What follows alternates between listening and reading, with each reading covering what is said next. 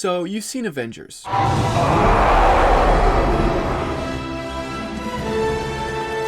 You've seen Civil War.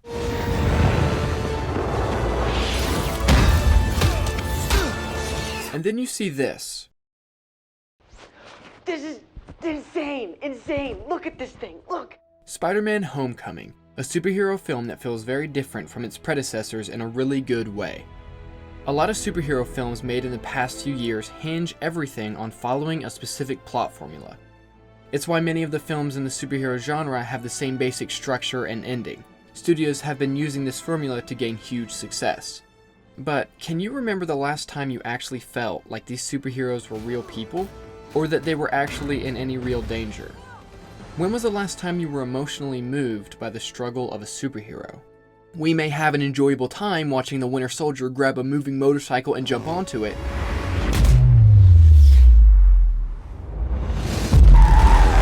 but we are losing the emotional connection to the characters outside of cool action sequences.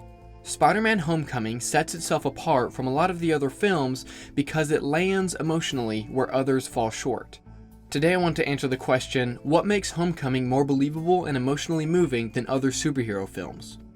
One of the major things that separated this film is that Peter Parker is a teenager and it feels like it. It's why a lot of this film has the tone of a high school drama. He stands by his locker talking to his friend about building a Lego Death Star, he has a major crush on a girl, he sneaks in and out of the apartment. This separates this iteration of Spider-Man from the previous ones. The earlier iterations never really made Peter feel like a high school student. But this is a major component of his character. Spider-Man is only a piece of Peter Parker's life, and when we understand the context in which he attained these powers, we gain more of an understanding of who Peter is each time he puts on the suit. But even when he puts the suit on, he doesn't become a different person. He's still Peter Parker under the suit, and the film does not allow the audience to forget that. Peter Parker doesn't really ever feel like a superhero in this film. Captain America, Iron Man, Thor, and others almost always feel like superheroes. Sure, they fight enemies on an extreme level, but they seem powerful in the face of adversity, and they always save the day. We've been with these characters too long to doubt their strength. But Peter is different. We doubt him. We aren't sure if he is ready. He fails over and over trying to stop Vulture. This is important. If we never feel like he's a hero, then we always fear he will fail. This is what makes us feel for Peter Parker. If we follow a fully formed superhero, then a lot of the stakes are taken away from the story because we never worry that they will lose. Moments early in the film, such as Peter struggling to put on his suit in an alley, or slamming the top of a building, makes us remember the clumsy, afraid kid inside the suit. This is important when he fights Vulture in the end. We don't feel like this high school kid is ready to fight the strong, intelligent supervillain. Because of this, the stakes stay high throughout the climax.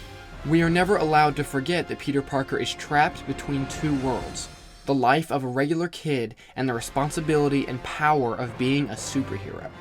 Just a typical homecoming, on the outside of an invisible jet, finding my girlfriend's dad. This is the major through line of the film.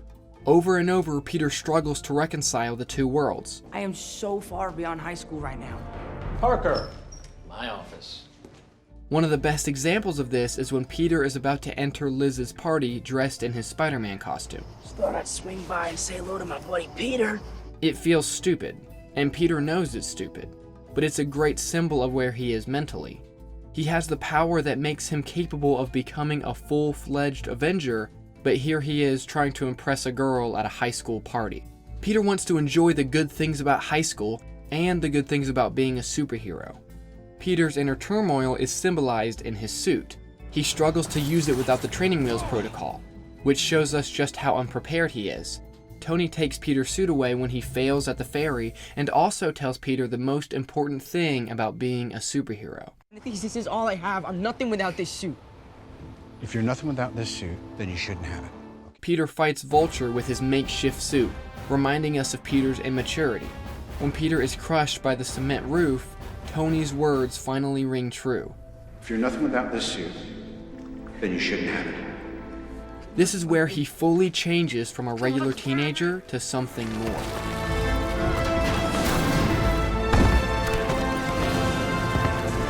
His internal change gives him the power to fight Vulture and finally win. And at the end of the film, Peter Parker's major internal change is symbolized with the amazing new Spider-Man suit Tony offers him. But Peter refuses the suit because he finally learned that it isn't about what suit you're wearing, it's about who you are under the mask. This character change is only fully felt by the audience because the filmmakers made sure Peter felt like a kid in the beginning. The film is grounded in reality much more than the other superhero films because of Peter's inner struggle, not his external villain. Thanks for watching. What's going on, everybody? I'm back. I should be making YouTube videos consistently again.